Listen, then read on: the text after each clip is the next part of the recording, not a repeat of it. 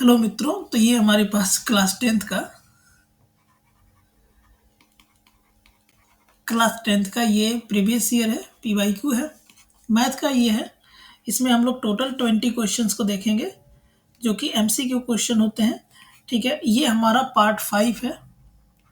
Maths के लिए ये पार्ट 5 है। अब तक हमने पार्ट 1, 2, 3, 4 4 हमने वीडियो अपलोड किया है मैथमेटिक्स के लिए।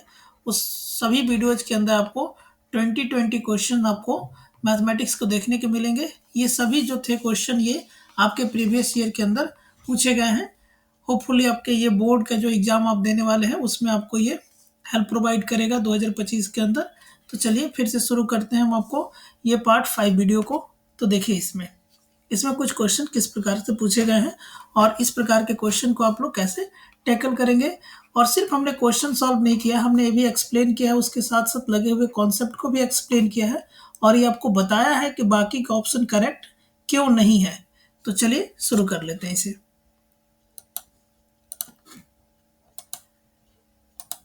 ये आपका क्वेश्चन नंबर फर्स्ट यहाँ पे देखिए। क्वेश्चन नंबर फर्स्ट क्या कह रहा कि it is given that triangle ABC यहाँ पर सिमिलर टू ट्रायंगल डीईएफ। देखिए ये जो साइन होती है ना, ये आपको सिमिलैरिटी की साइन होती है। अगर कॉन्ग्रुएंसी की साइन होगी तो वो कुछ इस प्रकार की दिखती है। ठीक बात है। अच्छा, तो यहाँ पे दो ट्रायंगल दिए गए हैं आपके, वो दोनों ट्रायंगल आपस में क्या है, सिमिलर है। If angle A equal to 55 degree and angle E equal to जो है कि 45 डिग्री, देन हमें एंगल सी बतानी है। ठीक है, इस क्वेश्चन को बेसिकली चलिए हम लोग कुछ इस प्रकार से देखने का पहले प्रयास करते हैं। देखिए, आप जब क्लास 9th की पढ़ाई करते हैं तो क्लास 9th में आप कॉन्ग्रुएंसी ऑफ ट्रायंगल पढ़ते हैं, कॉन्ग्रुएंसी ऑफ ट्रायंगल पढ़ते हैं। लेकिन जब आप क्लास 10th के अंदर आते हैं ना, तो क्लास 10th में आप सिमिलैरिटी ऑफ ट्रायंगल पढ़ते हैं, सिमिलैरिटी ऑफ ट्रायंगल पढ़ते हैं। सिमिलैरिटी ऑफ ट्रायंगल और कॉन्ग्रुएंसी ऑफ ट्रायंगल दोनों एकदम डिफरेंट कॉन्सेप्ट होते हैं। ठीक बात है ना। सिमिलैरिटी ऑफ ट्रायंगल के लिए आप दो बातें पढ़ते हैं कि दो ट्रायंगल आपस में सिमिलर तब होंगे जब वो आपस में उनकी एंगल्स आपस में क्या होंगे, इक्वल होंगे। ठीक बात है, करस्पॉन्डिंग एंगल। जैसे मान लीजिए कोई ट्रायंगल है ए बी और ये सी, और ये कोई ट्रायंगल है आपके पास डी ई और एफ। तो ये दोनों ट्रायंगल जो होंगे आपस में सिमिलर होंगे, कब होंगे, जब ये इनका जो करस्पॉन्डिंग एंगल हो आपस में बराबर हो। जैसे एंगल ई किसके बराबर हो, एंगल डी के, एंगल बी किसके बराबर हो, एंगल ई के, और एंगल सी किसके बराबर हो, एंगल एफ के। इस केस में ये क्या होते हैं कि सिमिलर होंगे। उसके अलावा एक और कंडीशन होता है, फिलहाल उस पर हम लोग बात नहीं करेंगे। इतना सा हमारा ये क्वेश्चन क्या होगा, बन जाएगा। तो देखिए, इस क्वेश्चन में बेसिकली यही कह रहा है कि यहाँ पे दो ट्रायंगल दिए गए हैं जो बेसिकली कैसे हैं, सिमिलर हैं। अच्छा, इसमें एंगल ए जो है कि वो 55 डिग्री आपको दिया गया है, 55 डिग्री दिया गया है। मतलब एंगल ए जो हो गया वो आपको 55 डिग्री, और एंगल ई हो गया आपको 45 डिग्री। तो मतलब ये आपके 45 डिग्री है और ये आपका 55 डिग्री है।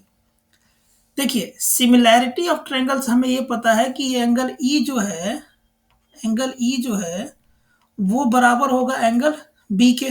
कोई दिक्कत नहीं है। तो यानी ये भी एंगल कितने डिग्री का हो जाएगा, 45 डिग्री के। अब हमें एक बात पहले से पता है,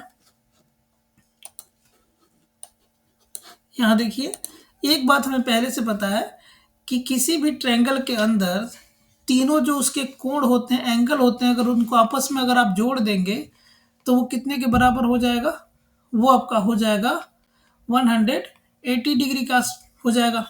तीनों एंगल का एडिशन कितना होता है, 180 डिग्री। आपको एंगल ए इसमें मिल गया, आपको 55 डिग्री है, और एंगल बी जो है वो आपको 45 डिग्री है। तो हमें एंगल सी, हम यहाँ से इसको क्या कर सकते हैं, कैलकुलेट कर सकते हैं। देखिए क्या होगा, इन दोनों को जोड़िए तो कितना हो जाएगा, ये आपका 100 डिग्री हो जाएगा, plus angle C equal to 180 degree हो जाएगा। फिर यहाँ से एंगल सी, ये 100 डिग्री इधर जाके माइनस हो जाएगा, तो 180 माइनस 100, ये यानी आपका 80 डिग्री आंसर आएगा। तो एंगल सी कितना हो गया, 80 डिग्री होगा। होपफुली आपको अच्छे से समझ आ गया होगा। तो इसलिए जो हमारा क्वेश्चन नंबर फर्स्ट है उसका आंसर ए हो जाएगा, ऑप्शन ए हो जाएगा, जिसपे 80 डिग्री मेंशन है। चलिए नेक्स्ट क्वेश्चन की बात करेंगे। देखिए ये हमारे पास दूसरा क्वेश्चन है।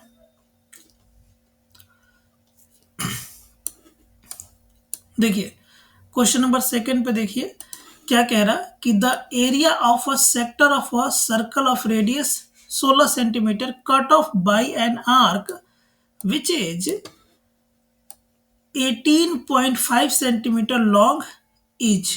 ठीक है, तो उस सेक्टर का हमें एरिया बताना है। बेसिकली देखिए इसमें क्या है, इसमें ये है कि मान लीजिए कोई आपके पास ये सर्कल है, ठीक है, और सर्कल के अंदर जैसे कि आपको पता है कि ये सर्कल में इसका क्या है,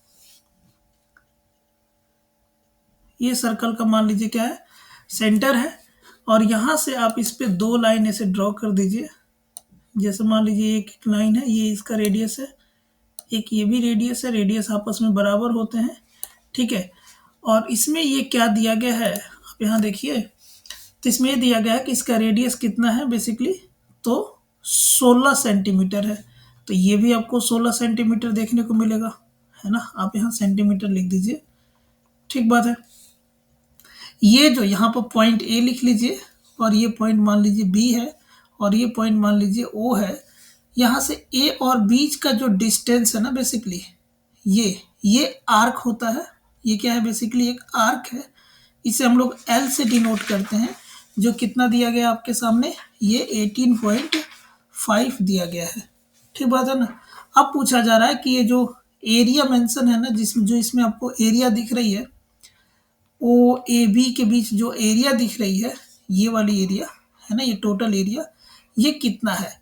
ठीक है, देखिए ऐसे क्वेश्चन को कैसे सॉल्व करेंगे, तो इसके लिए जो एरिया का फॉर्मूला होता है, आप लोग जब पढ़ाई किए होंगे सर्कल की, है ना, तो आपने पढ़ा होगा इसके बारे में कि इसका जो फॉर्मूला होता है निकालने के लिए, 1/2 थीटा आर स्क्वायर, ये इसका फॉर्मूला होता है। थीटा को कैसे डिफाइन करते थे, एंड थीटा इक्वल टू आपको पता होगा कि L/R होता है, ठीक है।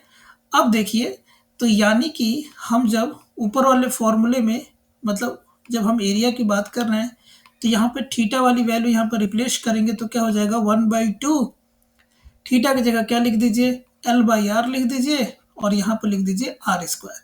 इस आर से इस आर स्क्वायर को कैंसिल करेंगे तो एक आर यहाँ पर बच गया होगा, ठीक बात है ना।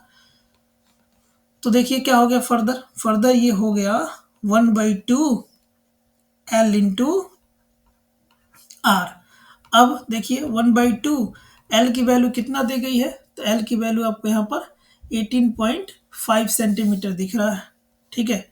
यहाँ लिख देते हैं हम आपके लिए 1/2 18.5 हो गया, और यहाँ पे आपको R की वैल्यू कितना है, तो वो आपको 16 देखने को मिलेगा। 2 से 16 को 8 बार में ब्रेक कर सकते हैं, और अब हम 18.5 को जो है कि 8 से मल्टीप्लाई कर सकते हैं, तो 8 5 जा कितना होता है 40, 0 पॉइंट लगा दीजिए, और ये 64 हो जाएगा। तो 64 और इसमें 4 बचा था, तो 68 हाथ में आ गया आपका, 6 बचा, तो 8 और ये कितना हो जाएगा, 8 और 6 कितना हो जाएगा 14।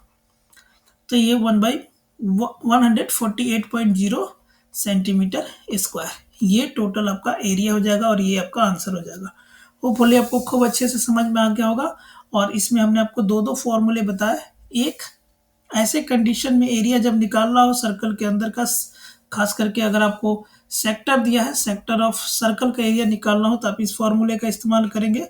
और इसमें थीटा कैसे एक्सप्लेन होता है वो हमने आपको यहाँ बताया, ठीक है। इन दोनों चीज़ों को आप मार्क कर लीजिए, देखिए यहाँ पर है ये वाला एक फॉर्मूला, और दूसरा आपको ये वाला फॉर्मूला। चलिए ठीक है, होपफुली अच्छा से समझ आया होगा आपको। अब क्वेश्चन नंबर हम लोग 3 की बात करेंगे। देखिए क्वेश्चन नंबर 3 यहाँ पर क्या कह रहा, काफ़ी इजी क्वेश्चन है, अगर आप इसे सोचेंगे तो आप इसको आसानी से कर सकते थे। जैसे देखिए यहाँ पर ये tan square theta equal to क्या लिखा है, tan square theta equal to 3 लिखा है, तो आप इसे ऐसे भी तो लिख सकते हैं tan theta into tan theta equal to 3 लिख सकते हैं, है कि नहीं। अब यहाँ पर देखिए बेसिकली अगर आप सोचिए कि अगर tan थीटा की जगह कितना लिख दिया जाए, 60 डिग्री लिख दिया जाए, इंटू tan यहाँ भी थीटा की जगह कितना लिख दिया जाए, 60 डिग्री लिख दिया जाए, और ये 3, तब आपको ये पता है कि tan 60 डिग्री की वैल्यू कितनी होती है, √3, और यहाँ भी इसकी वैल्यू कितनी, √3, और ये रहा 3, तो यानी √3 और √3 का मल्टीप्लाई करेंगे 3 इक्वल टू 3, मतलब आपको LHS इक्वल टू RHS आ गया। ये कब आया, जब आपने थीटा की वैल्यू कितना भरा, 60 डिग्री भरा, और ये आपसे यही पूछा जा रहा है कि वैल्यू ऑफ थीटा कितना है, तो ऑप्शन नंबर बी इसके लिए करेक्ट हो जाएगा क्वेश्चन नंबर 3 के लिए। होपफुली समझ आ गया होगा ये भी।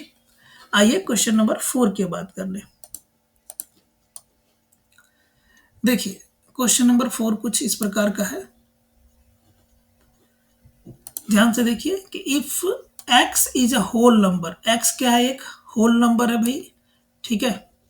यहाँ पर लिखा है देन टू 8 पावर x इंस विथ एन इवन डिजिट, ठीक बात है ना, मतलब 8 पावर x जो है एक इवन डिजिट है, ठीक बात है, एक्सेप्ट फॉर विच, अब नीचे कुछ वैल्यू दिए गए हैं, किस वैल्यू के लिए बस नहीं होगा, ठीक है। अब जरा सोचिए यहाँ पर x क्या है भाई, होल नंबर है, तो होल नंबर क्या होता है, तो होल नंबर वो नंबर को होल नंबर बोलते हैं जिसमें 1 2 है ना, जिसमें 0 1 2 3 4 5 ये सब नंबर आते हैं, इसको आप क्या बोलते हैं, होल नंबर बोलते हैं, ठीक है। अगर आपको नेचुरल नंबर जानना है तो आपको आइडिया है इसके बारे में, नेचुरल नंबर किसे बोलते हैं, नेचुरल नंबर की सीरीज आपको 1 से स्टार्ट होती है, 2 3 4 5 6 ऐसे करके नेचुरल नंबर होती है, ठीक बात है। होल नंबर हमको ये बात पता चल गया। अब ये कह रहा है कि जो 8 पावर x है ना, वो हमेशा जो मतलब इंड होता है ना, वो उसमें इवन नंबर आते हैं, इवन नंबर आते हैं। इवन नंबर क्या होते हैं, जो डिविजिबल बाय 2 होते हैं, अब ये भी आपको आइडिया होगा, डिविजिबल बाय 2 होते हैं। अच्छा, तो अगर मान लीजिए कि 8 के पावर हमने 0 लिख दिया, ठीक है, क्योंकि होल नंबर था, x क्या था, एक होल नंबर था, तो होल नंबर यहाँ दिख रहा होगा आपको, ठीक है, तो 0 लिख दिया, तो 8 की पावर 0 की वैल्यू कितनी हो जाएगी, 1 हो जाएगी। अच्छा, अगर मान लीजिए 8 के पावर 1 लिख दिया हमने, तो ये कितना हो जाएगा, 8, दिस इज डिविजिबल बाई 2, है ना कि नहीं। 8 के पावर 2 लिख दे तो ये कितना हो जाएगा, 64, this is also divisible by 2। ऐसे अब आप कुछ भी लिखते रहेंगे तो वो डिविजिबल बाई क्या होगा, 2 होगा, कोई दिक्कत नहीं, मतलब इवन होगा। लेकिन इस केस में आप सिर्फ देखिए x की वैल्यू जब 0 लिखी जा रही है, जब हम x इक्वल टू क्या लिख देते हैं, 0, तो 8 पावर के 8 का जो पावर 0 इक्वल टू कितना हो रहा है, 1 हो रहा है, तो बस मतलब x इक्वल टू 0 के लिए ये जो है कि सही नहीं है, एक्सेप्ट, तो वही आपका आंसर क्या हो जाएगा, डी हो जाएगा। कोई दिक्कत नहीं है, समझ आ गया होगा। आइए क्वेश्चन नंबर 5 देखिए। क्वेश्चन नंबर 5 यहाँ पर कुछ इस प्रकार का है, ध्यान से देखेंगे। देखिए इन द गिवन फिगर, ये नीचे कुछ फिगर दिया गया है, इसमें क्या है भाई, तो ट्रायंगल एबीसी में डीई पैरेलल है बीसी का, ठीक बात है ना, ये ट्रायंगल एबीसी के अंदर आपको डी पैरेलल है बीसी का। अब इतना ही से हमको आइडिया लग गया, तो ये फॉलो करता होगा किसको, अगर ये कंडीशन है तो यानी कि ये बीपीटी को फॉलो करता होगा। बीपीटी क्या, बेसिक प्रोपोर्शनैलिटी थ्योरम, है ना, जिसे आप लोग थेल्स थ्योरम भी कहते हैं, है ना, ट्रायंगल थेल्स थ्योरम कहते हैं। ट्रायंगल जो आपका चैप्टर है, उस चैप्टर का ये पहला थ्योरम है ना, ये आपके एग्जाम के लिए बहुत महत्वपूर्ण है, आप इसे जरूर प्रैक्टिस करके जाइएगा, हो सके तो आपके एग्जाम में ये क्वेश्चन आ सकता है, थेल्स थ्योरम को प्रूव करने का या आपको बीपीटी को प्रूव करने का, ठीक है ना। तो ये क्वेश्चन को आप लोग प्रैक्टिस करके जरूर जाइएगा। इसी एप्लीकेशन पर बेस्ड ये आपका क्या है, क्वेश्चन है। देखिए तो थेल्स थ्योरम जब आप प्रूव करते हैं तो एक चीज आपको मिलता है, वो एक आप रिलेशन निकालते हैं थेल्स थ्योरम के अंदर, जो कुछ इस प्रकार का दिखता है कि अगर कोई ट्रायंगल एबीसी है और जिसमें डीसी पैरेलल है बीसी का, तो वो इसे फॉलो करेगा, एडी अपॉन में डीबी बराबर होगा भाई ए अपॉन इसी के, करेक्ट ना। तो बस इसी आइडेंटिटी का इस्तेमाल करके हम इसे सॉल्व कर देंगे। ए डी की वैल्यू कितना है, 2 है, 2x है तो 2x।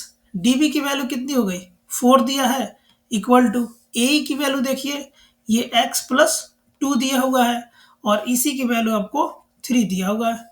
अब इसको आप सॉल्व करेंगे, यहाँ से बेसिकली क्रॉस मल्टीप्लाई और यहाँ से क्रॉस मल्टीप्लाई, तो ये आपको दिखेगा 6x, है ना, 3 का मल्टीप्लाई 2x में हो जाएगा तो 6x होगा, और 4 का मल्टीप्लाई इसमें करेंगे तो 4 इंटू 4x प्लस 2, फिर इसको सिंप्लीफाई करते हैं तो 6x इक्वल टू 4x और यहाँ पे 8 हो जाएगा। ये 4 जो है कि दोनों मल्टीप्लाई होगा ना बारी बारी से। अब यहाँ पे 4x को इधर बुला लीजिए तो ये 6x minus 4x equal to 8। अच्छा, इसके बाद क्या हो जाएगा कि 6x से 4x चला जाएगा तो बचेगा 2x equal to 8। This implies x equal to क्या हो जाएगा, 8 अपॉन में 2, दिस इज द 4, यानी कि x की वैल्यू कितनी हो गई, 4 हो गई। देखिए आपसे यहाँ पर x की वैल्यू पूछा जा रहा है और वो हमने निकाला, डी ऑप्शन नंबर करेक्ट है। ठीक है, तो 5वें नंबर क्वेश्चन का आपका आंसर ऑप्शन डी हो गया। कैसे हुआ आपने इसे देखा। ठीक है, इसमें आपको बीपीटी का इस्तेमाल करना है और बीपीटी को हमने ब्रीफली कुछ एक्सप्लेन किया है। ठीक है, आप बीपीटी की जरूर प्रैक्टिस करके अपने एग्जाम के लिए जाइए उसे प्रूव करने के लिए। देखिए क्वेश्चन नंबर 6,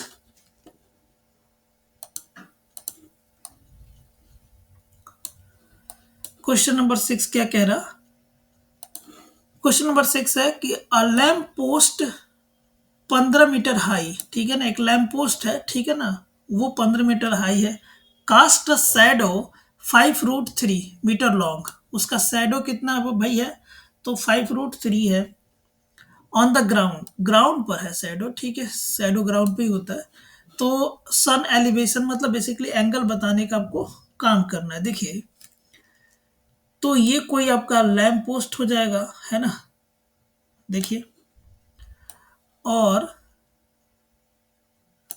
ये बेसिकली उसका क्या हो जाएगा, शैडो हो जाएगा, ये उसका क्या हो जाएगा, शैडो। जैसे देखिए हम लिख देते हैं आपके लिए यहाँ पर, जैसे कि मान लीजिए ये कोई ए है, ये आपका बी है, ये सी है, तो ये बी सी इसका क्या हो गया, शैडो हो गया, ये वाला क्या हो गया, शैडो हो गया।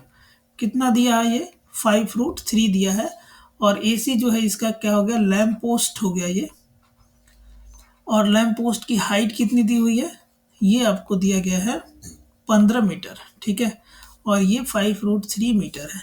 ठीक है, तो हमें ये एंगल बतानी है,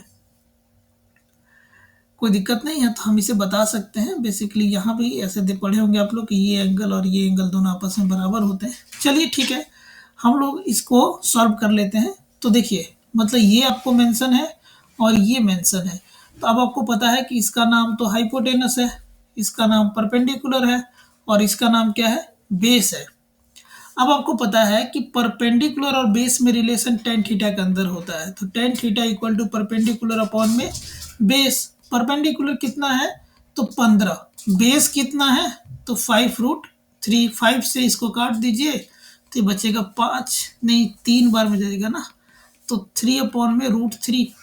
ऐसा जब सिचुएशन हो तो आप उसको रेशनलाइज कर लेते हैं, तो रेशनलाइज कुछ इस प्रकार का हो जाएगा, 3√3 अपॉन में 3, तो ये 3 से 3 कैंसिल, यानी √3, यानी आपको मिला कि टेन थीटा इक्वल टू √3, यानी कि थीटा इक्वल टू कितना होगा, टेन थीटा में थीटा के किस वैल्यू के लिए √3 आता है, तो 60 degree, theta equal to 60 degree.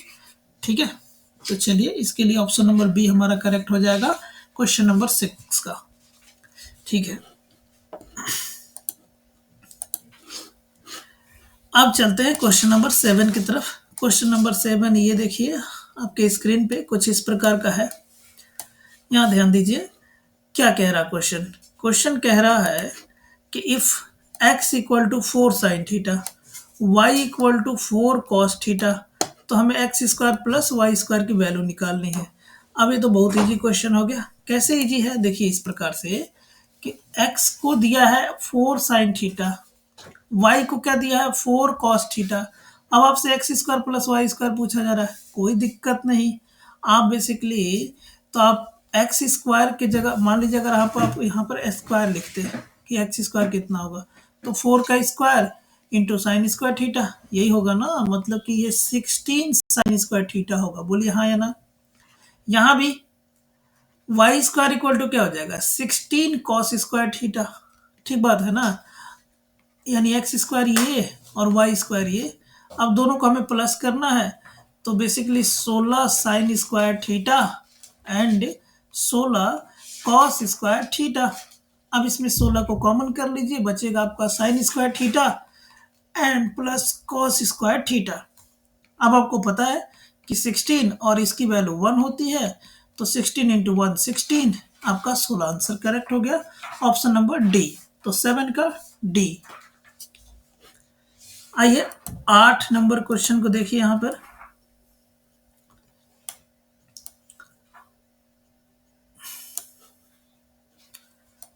8 number question को इस प्रकार का रहा कि the roots of the quadratic equation x square plus 3x minus 10 equal to 0।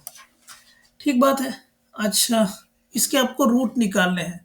अब देखिए, रूट निकालने के कितने मेथड होते थे, जिसको रूट भी बोलते थे आप लोग, बोलते हैं, या आप इसे जीरोज भी बोलते हैं। इसको निकालने के दो मेथड आपने पढ़ा है, ठीक है, क्वाड्रेटिक के लिए। एक आप पढ़ते हैं मिडिल टर्म स्प्लिटिंग, दूसरा आप जो पढ़ते हैं वो क्वाड्रेटिक इक्वेशन से निकालते हैं, जिसे श्रीधराचार्य मेथड भी कहते हैं। ठीक है ना, जो कुछ इस प्रकार का दिखता है, बी प्लस माइनस बी, कुछ इस प्रकार का दिखता है, minus B plus minus B,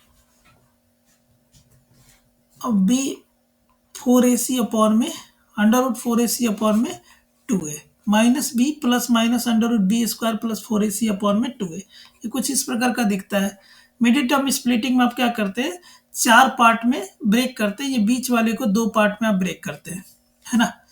तो इसमें इसको करके देख लेते हैं, ये 2 पार्ट में आसानी से ब्रेक हो रहा है। जैसे कि एक्स स्क्वायर को यहाँ पे आप इसको 5x लिख सकते हैं, यहाँ पे इसको -2x लिख सकते हैं, -10 इक्वल टू 0 लिख सकते हैं, है ना। अब देखिए, इन दोनों को प्लस माइनस करने पर 3x आ जाएगा, दोनों को मल्टीप्लाई करने पर 10x स्क्वायर आ जाएगा, है ना। तो यहाँ से x कॉमन कर लीजिए तो x प्लस 5 होगा, और यहाँ से -2 कॉमन कर लीजिए तो x प्लस 5 होगा। एक्चुअली ये दोनों ब्रैकेट सेम होना चाहिए ना, ऐसे ही सॉल्व सीखते हैं आप लोग। अब यहाँ पर ये क्या हो गया, एक ब्रैकेट में x -2 एंड दूसरे ब्रैकेट में x प्लस 5 इक्वल टू 0 हो गया। अब यहाँ से आपका x की वैल्यू एक 2 आई और x की वैल्यू एक -5 आई, ठीक है। तो 2 और -5, ऑप्शन नंबर बी इसके लिए करेक्ट है, क्वेश्चन नंबर 8 का। चलिए, होपफुली ये समझ आ गया होगा। अब यहाँ पे क्वेश्चन नंबर 9 आप देख लीजिए, आप इसे खुद सॉल्व कीजिए। देखिए, यहाँ पे क्वेश्चन नंबर 10 को भी देख लीजिए। क्वेश्चन नंबर 10 भी एक इजी क्वेश्चन है, आप इसे खुद से सॉल्व कीजिए। यहाँ क्वेश्चन नंबर 11 की बात यदि करें तो क्वेश्चन 11 देखिए क्या कह रहा। क्वेश्चन 11 है कि in a frequency distribution the mid value of a class is 10। Mid value कोई क्लास है, क्लास कहने का मतलब कि जैसे कि आप बेसिकली ऐसे नहीं देखते कि जैसे कि कोई 5 से 10 है, 10 से 15 है, 15 से 20 है, ऐसे करके जो क्लास बनाते हैं आप लोग, ठीक है, स्टैटिक्स चैप्टर्स के अंदर इस तरह की बात है, ठीक है। तो उस क्लास का मीड वैल्यू दे दिया है 10। अच्छा, उसके बाद से क्या कह रहा, उसके बाद से ये है कि and the with of the class 6, मतलब क्लास का विद मतलब कि upper limit minus lower limit की वैल्यू कितनी है, 6 दिया है, तो लोअर लिमिट हमें बतानी है कि कितनी होगी। देखिए, टेक्निकल क्वेश्चन है, बेहतरीन क्वेश्चन है। आइए हम इसे आपके लिए एक्सप्लेन करते हैं। देखिए ध्यान से, हमने ये बात पढ़ी है कि upper limit plus lower limit, upper limit plus lower limit upon में 2 इक्वल टू मिड वैल्यू, है कि नहीं, ये हमने पढ़ रखा है, ठीक बात है। अब यहाँ क्वेश्चन में ध्यान से देखिए कि इसने कहा कि मिड वैल्यू तो मिल गया हमें कि 10 दिया हुआ है, ठीक है, मतलब कि अगर हम चाहें तो इसको फिर से लिखते हैं, upper limit plus lower limit upon में 2 इक्वल टू 10 मिल गया। ठीक बात है, लेकिन यहाँ पे विद मेंशन है, विद क्लास का विद कहने का मतलब क्या, कि जैसे मान लीजिए अगर 5 से 10 है तो इसका विद कैसे निकालते हैं, 10 माइनस 5 करते हैं तो मतलब आपका 5 आता है। जैसे इसके आगे क्या होगा, 10 माइनस 50, जैसे 10 से लेके 15 होगा, इसका विद 15 माइनस 10 करके निकालते हैं 5 होगा। तो ये सब विद हो गए, मतलब कि upper limit minus lower limit equal to आप विद निकालते हैं। अब ये कंफर्म है ना। अब विद कितना दिया है, यहाँ पे 6 दिया है, मतलब कि upper limit minus lower limit का जो डिफरेंस होगा वो कितना होगा, 6 होगा। सपोज करिए कि जो हमारा लोअर लिमिट है वो x है, तो भाई बताइए कि अपर लिमिट कितना होगा, 6 प्लस एक्स होगा, क्योंकि 6 का डिफरेंस होता है ना। ये बात होपफुली आपको अच्छे से समझ आ रही होगी, है ना, क्योंकि विद कितना था, 6 है ना। तो जाहिर सी बात है कि जो लोअर लिमिट से अपर लिमिट होगा वो 6 ज्यादा होगा। हमने कहा कि लोअर लिमिट मान लीजिए x है, तो अपर लिमिट क्या हो जाएगा, 6 प्लस एक्स हो जाएगा।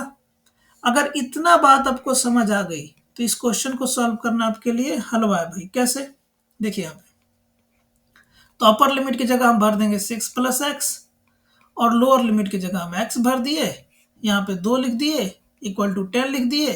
फिर यहाँ क्या हो जाएगा, आप जरा देखिए ध्यान से, यहाँ हो जाएगा 6 plus 2x divide by 2 equal to 10, या यहाँ से हो जाएगा आपका 6 प्लस 2x इक्वल टू 20, यानी यहाँ से 2x इक्वल टू 6 इधर जाके माइनस हो जाएगा, तो 20 माइनस 6, तो यानी कि यहाँ पे 2x इक्वल टू आपका हो जाएगा 14, यानी x इक्वल टू जो हो जाएगा 14 बाई 2, यानी आपका आंसर 7, यानी x की वैल्यू कितनी आ गई, 7 आ गई।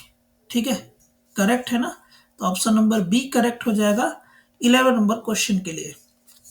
होपफुली आपको खूब डिटेल में समझ आ गया होगा। ठीक है, आइए क्वेश्चन नंबर 12 की बात करें।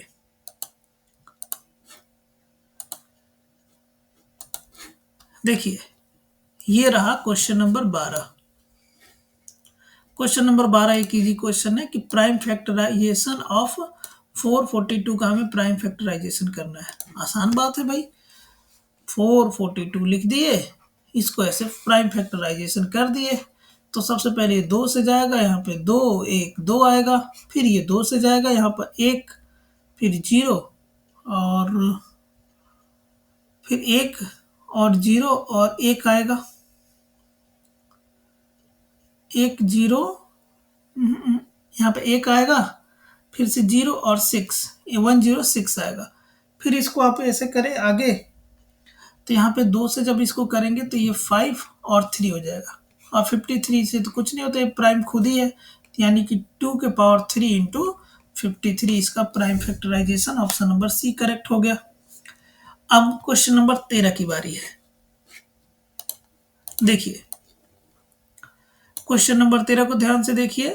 क्वेश्चन नंबर 13 में कह रहा है कि the pair of linear equation, ये 2 लीनियर इक्वेशन दिया गया है, have a unique solution. In pair of linear equation के पास क्या होगा, ये देखिए पेयर ऑफ ये 2 लीनियर इक्वेशन दिए गए हैं, इनको कहा जा रहा है कि इनके पास यूनिक सॉल्यूशन है, तो k की क्या वैल्यू नहीं होनी चाहिए। अब इसको ध्यान से देखिए, यहाँ पे देखिए, अब जरा ये देखिए कि हमें ये पता है कि लीनियर जो इक्वेशन होते हैं, पेयर ऑफ लीनियर इक्वेशन होते हैं, उसमें हमने 3 रिलेशन ऑलरेडी पढ़ रखे हैं।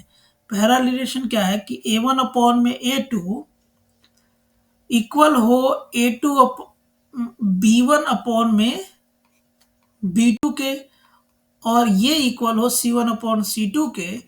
तो कैसे सॉल्यूशन होते हैं ये हमें कमेंट सेक्शन में बताइए। फिर तीसरा हमने रिलेशन पढ़ा है कि a1 अपॉन में a2 इक्वल हो b1 अपॉन b2 के, और नॉट इक्वल हो c1 अपॉन c2 के। तो किस प्रकार के सॉल्यूशन होंगे ये भी कमेंट सेक्शन बताइए, क्योंकि कई बार एक्सप्लेन कर चुके हैं। लेकिन इन केस ऑफ जब यूनिक सॉल्यूशन, ये हम आपको अभी बता देते हैं, यूनिक सॉल्यूशन की जब हम बात करें उस केस में a1 upon a2 not equal to होता है b1/b2 का, तीसरा देखने की जरूरत भी नहीं आपकी। आइए तो इसी से बनाते हैं इस क्वेश्चन को। तो देखिए ये जो 2k अपॉन में हम क्या लिख सकते हैं, 6, ठीक बात है ना।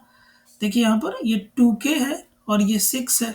अच्छा, इक्वल टू 5 अपॉन में 5 लिख सकते हैं। इतना ही देखते हैं, आगे देखने की जरूरत भी नहीं है। अब यहाँ हमको दिख रहा है कि यहाँ पर अगर हम k की वैल्यू क्या भर दें, क्योंकि यहाँ पर कैंसिल होके 1 आ जा रहा है, तो अगर यहाँ पर k की वैल्यू अगर हमने 3 भर दिया तो क्या होगा भाई, 2 इंटू 3 अपॉन में 6 इक्वल टू 1, और ये भी आपस में कट जाएंगे, यहाँ भी 1 आ जाएगा, तो 1 इक्वल टू 1 आ जाएगा। तो मतलब ये आपस में बराबर नहीं आएंगे। समझ आ रही है ना आपको बात। इसका मतलब k की वैल्यू 3 नहीं भर सकते, इसके अलावा कुछ भी भर लीजिए, तो हमारा करेक्ट आंसर यही हो गया। क्योंकि अगर जैसे ही k की वैल्यू 3 होगा, ये दोनों आपस में बराबर हो जाएंगे, जबकि हमें क्या चाहिए, बराबर नहीं, क्योंकि यूनिक सॉल्यूशन के लिए एक कंडीशन है ना। होपफुली आपको बात समझ में आ गई होगी। चलिए क्वेश्चन नंबर 14 देखिए। देखिए यहां पर क्वेश्चन नंबर 14 को,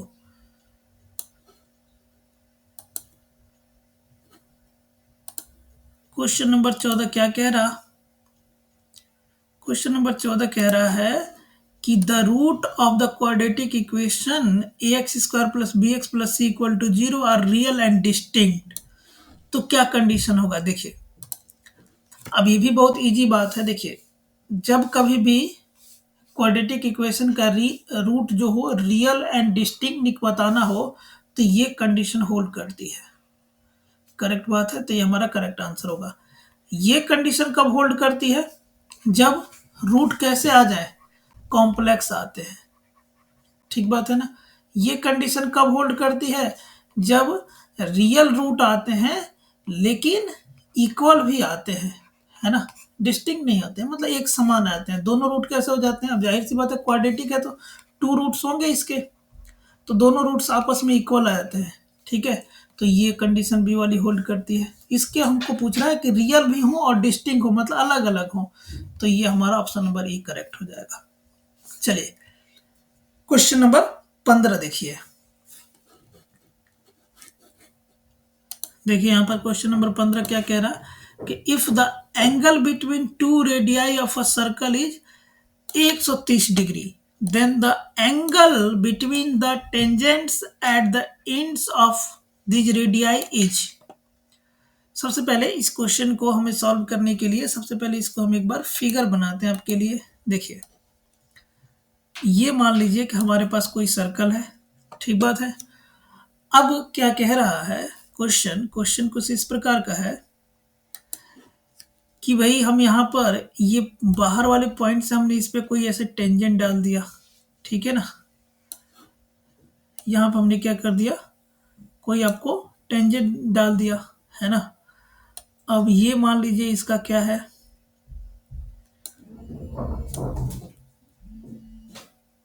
ये आपको होपफुली आपको अच्छे से दिख रहा होगा। देखिए तो ये कुछ इस प्रकार का है, ठीक है।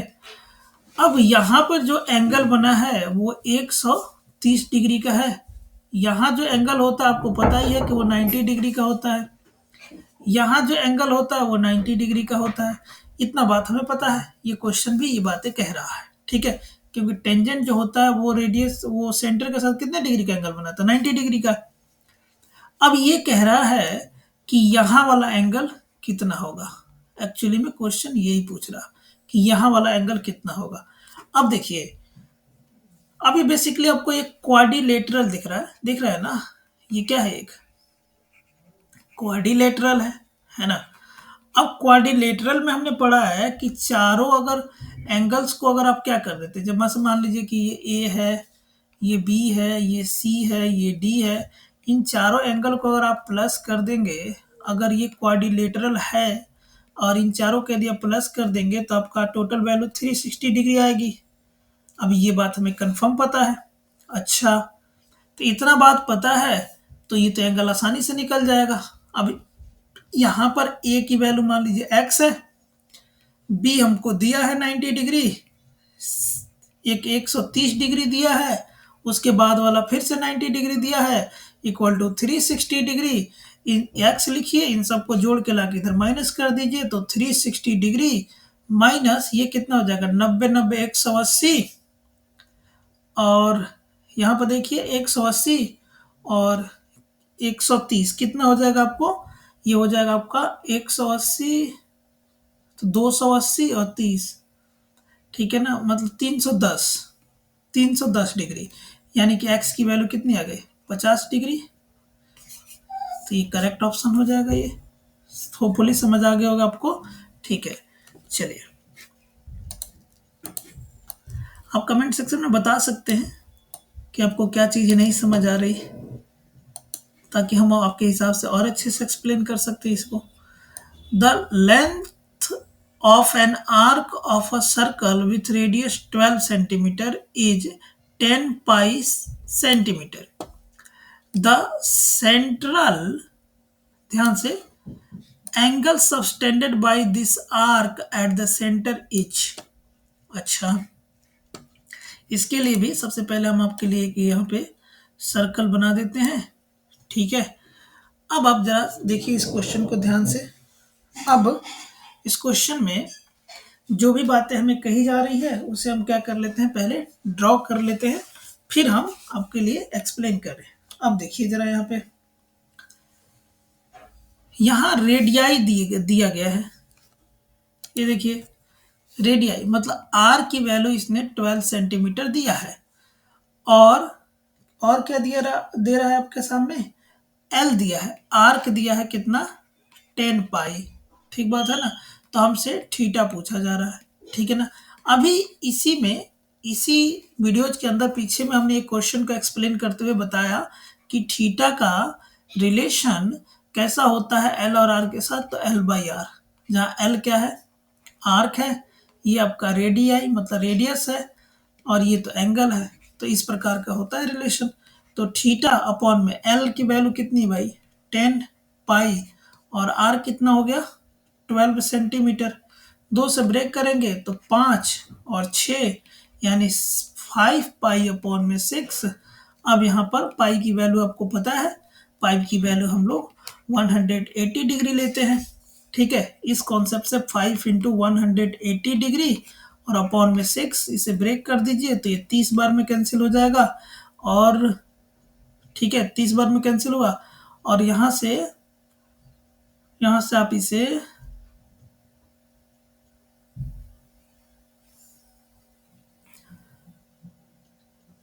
30 बार में कैंसिल हुआ,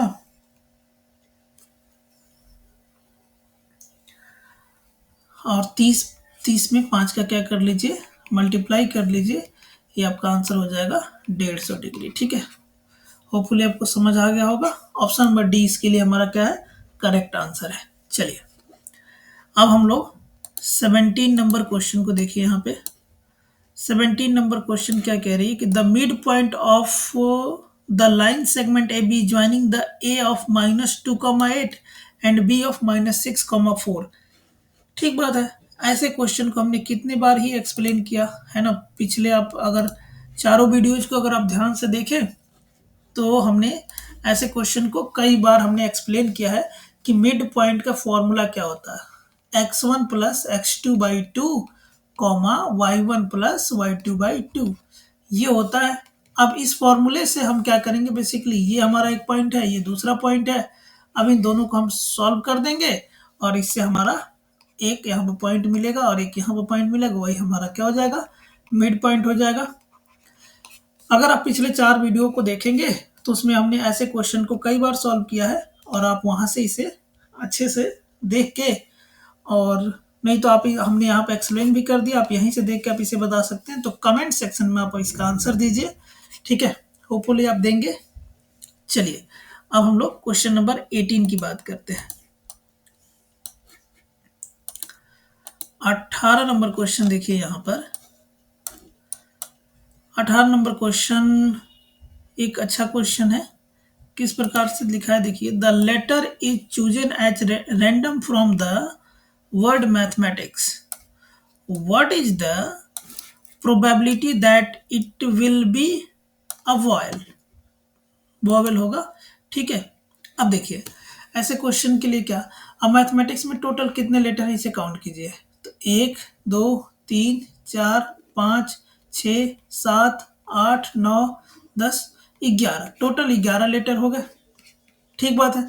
वॉल्स काउंट कीजिए, 1 2 3 और 4। वॉल्स पता है ना, A E I O U।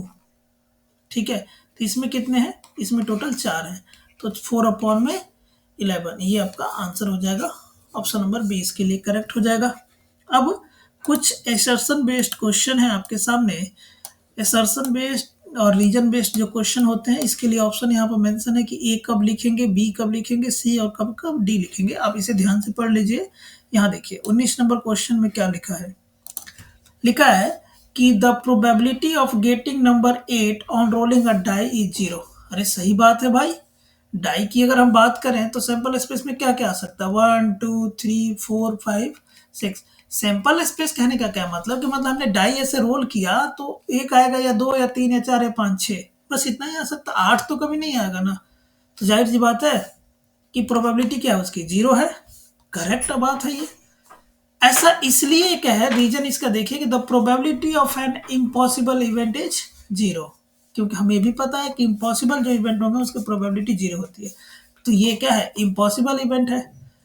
ठीक है, रीजन भी सही है और ये इसका एक्सप्लेनेशन भी कर रहा है। इसका आंसर नंबर ए। देखिए यहाँ पे common difference of AP is 4। Common difference AP का कैसे निकालते हैं, डी इक्वल टू हम ऐसे निकालते हैं कि second term minus first term. ठीक है, तो 1 - 5 करेंगे तो कितना होगा, -4। या आप यहाँ पे third term minus second term, तो -3 -1 करेंगे, यहाँ से भी -4 आ रहा है। या यहाँ से फोर्थ टर्म -3 टर्म, यहाँ से देखिए -7 माइनस और ये -3 करें तो -7 + 3, यहाँ से भी -4, यानी डी इक्वल टू सच बात है कि -4 होगा। ठीक है, 4 नहीं होगा, -4 होगा, यानी कि असर्शन हमारा क्या हो गया, गलत हो गया। ठीक है, अब जैसे असर्शन गलत हो गया, हमको पता है कि अगर असर्शन गलत है मतलब कि इसका हमारा आंसर क्या हो जाएगा, सी, क्योंकि सी में असर्शन गलत होता है, रीजन ऑलरेडी सही हो जाता है। रीजन देखिए सेम है। डी निकालने के लिए क्या है, ये देखिए an - मतलब एक बड़ा वाला टर्म, उससे उसके बाद से छोटा वाला टर्म। ठीक बात है ना, कोई दिक्कत नहीं। जैसे अगर n की वैल्यू मान लीजिए हमने 3 ले लिया तो यहाँ पर 2 आ जाएगा ना, तो d निकालने के लिए 3 - a2, कोई दिक्कत नहीं है। या d equal to a2 - a1, यही करते हैं चीज़ें जो हम आपको यहाँ पे करके दिखा रहे थे। तो इस तरह से हमारे इतने क्वेश्चन क्या हो गए, कंप्लीट हो गए 20 क्वेश्चन। ठीक है, होपफुली आपको अच्छा लगा होगा। चलिए ठीक है, तो हमने